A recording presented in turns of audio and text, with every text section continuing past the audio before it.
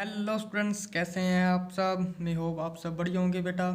तो आइए चलिए आज की वीडियो शुरू करते हैं। तो आज की वीडियो का क्वेश्चन नंबर 6 है, if angle A and angle B are acute angles such that cos A equal to cos B then show that angle A is equal to angle B. तो बेटा क्वेश्चन कह रहा है कि angle A और angle B दो acute angles हैं और cos A is equal to cos B के है, तो शो करो कि angle A equal to angle B के होगा। तो आइए सबसे पहले जरा इसकी एक फिगर ड्रॉ कर लेते हैं। तो इस तरीके से बेटा ये हमने एक फिगर ड्रॉ कर ली, ठीक है बेटा। अब क्वेश्चन के अकॉर्डिंग क्या कह रहा है कि एंगल ए और एंगल बी जो है बेटा वो एक्यूट एंगल है। तो इस डायग्राम को देख करके आपको पता लग ही रहा है कि एक एंगल जे वाला होगा एक्यूट एंगल और एक एंगल जे होता है एक्यूट। एक्यूट एंगल वो एंगल होता है जो 90 डिग्री से कम हो और जे वाला एंगल जो है वो 90 डिग्री का है, ठीक है। तो एंगल ए और एंगल बी इन दोनों में से ही कोई ना कोई होगा, ठीक है। तो कुछ भी मान लो, इसे मान लो एंगल ए, चाहे इसे मान लो एंगल ए, वो आपकी इच्छा है बेटा, ठीक है।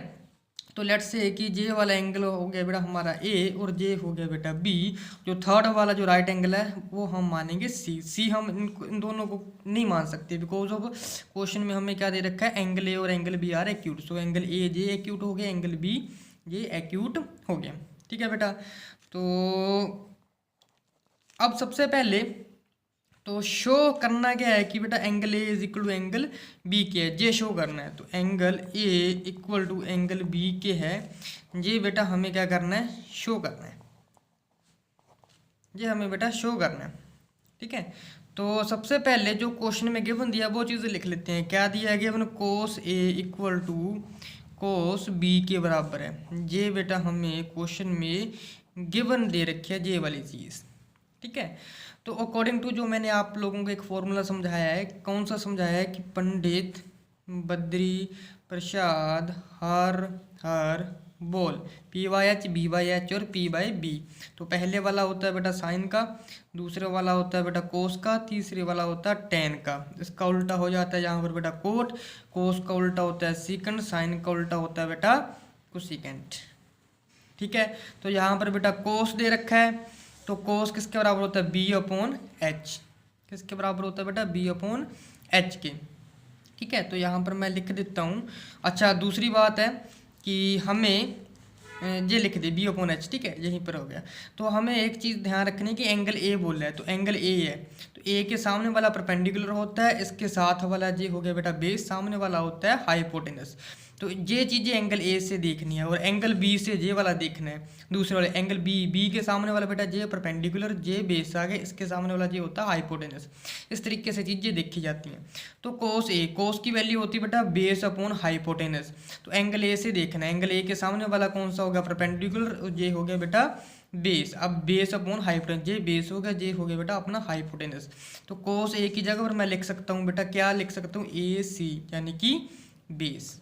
तो यहाँ पर लिख सकता हूँ बेटा ए सी, नीचे हाइपोटेनस कौन सा है, ए बी। तो यहाँ पर आ गया बेटा ए बी किसके बराबर हो गया, कोस बी के। तो बेटा कोस बी जे है, कोस अगेन बेस अपॉन हाइपोटेनस होता है, बट लेकिन हमें एंगल ए से देखना है। एंगल के सामने वाला होता है परपेंडिकुलर, इसके साथ वाला जे हो गया बेस, जे हाइपोटेनस। तो बेस हो गया बेटा बी सी, बी सी नीचे हाइपोटेनस हो गया बेटा ए बी। जी इस तरीके से आ गया जी, ठीक है। अब इक्वल टू का साइन है, दोनों में नीचे ए बी है, तो ए बी बेटा कट जाएंगे, कट जाएंगे, ठीक है।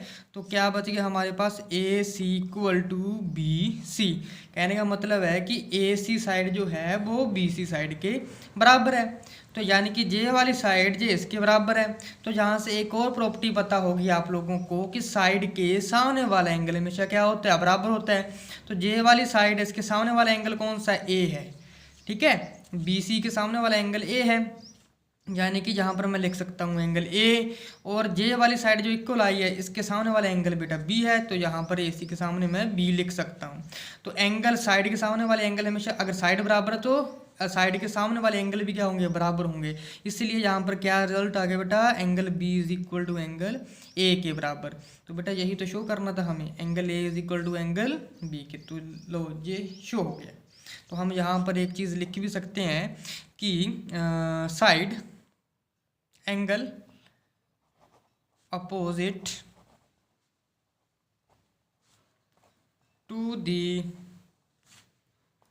Sides of triangle are equal. तो हम ये चीज़ें साथ में लिख सकते हैं कि जो साइड के सामने वाले एंगल होते हैं ना, जो इक्वल होते हैं, उनके सामने वाले एंगल भी हमेशा बराबर होते हैं।